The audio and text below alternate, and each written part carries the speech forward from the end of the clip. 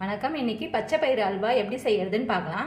பச்சை பயிரை 6 மணி நேரம் ஊற வச்சு ஒரு காட்டன் துணியில போட்டு கட்டி வச்சுட்டீங்கன்னா மறுநாள் இந்த மாதிரி முளைவிட்டு வந்துடும். இந்த மாதிரி எடுத்துக்கிறது இருந்தாலும் எடுத்துக்கலாம், இல்லைன்னா நீங்க பச்சை பயிரை ஒரு 6 மணி நேரம் ஊற வச்சு கூட செஞ்சுக்கலாம். இப்போ இந்த பச்சை பயிரை 4 விசில் விட்டு எடுத்துக்கலாம். அது முழுகிற அளவுக்கு தண்ணி ஊற்றினா போதும், அதிகமாக தண்ணி விட்டுறாதீங்க. இதில் ஒரு பிஞ்ச் அளவுக்கு சால்ட்டு சேர்த்துக்கிறேன். 2 டீஸ்பூன் அளவுக்கு நெய் சேர்த்துக்கலாம். 150 கிராம் அளவுக்கு சர்க்கரை, ஒரு 10 முந்திரியை உடைச்சு வச்சிருக்கேன். 2 டீஸ்பூன் அளவுக்கு ரவை, 1/4 டீஸ்பூன் அளவுக்கு ஏலக்காய் தூள்,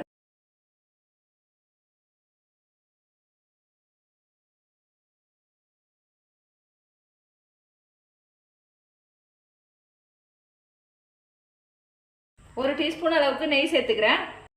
முந்திரியை சேர்த்து வறுத்துக்கலாம். இப்போ வறுபட்டு முந்திரியை எடுத்துக்கலாம். திரும்பவும் ஒரு டீஸ்பூன் அளவுக்கு நெய் சேர்த்துக்கிறேன். ரவை சேர்த்து வறுத்துக்கலாம். இப்போ ரவை நல்லா வறுபட்ட உடனே வேக வச்சு பச்சை பயிரை சேர்த்துக்கலாம்.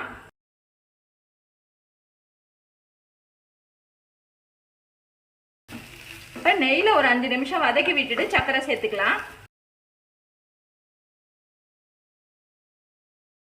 ரொம்பவும் பச்சை பயிரை மசிச்சிடாதீங்க. 1-2 பச்சை பயிறு இருந்தால் நல்லா டேஸ்ட் நல்லா இருக்கும். ஏலக்காய் தூள் சேர்த்துக்கிறேன். சர்க்கரை சேர்த்துக்கிறேன்.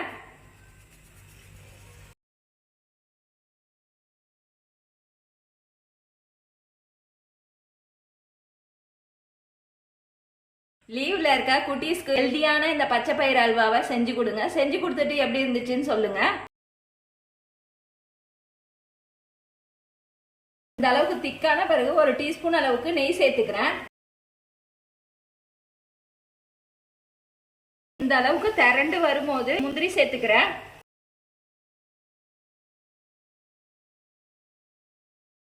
இந்த அளவுக்கு திக்கான பிறகு கேஸ் ஆஃப் பண்ணிக்கலாம்.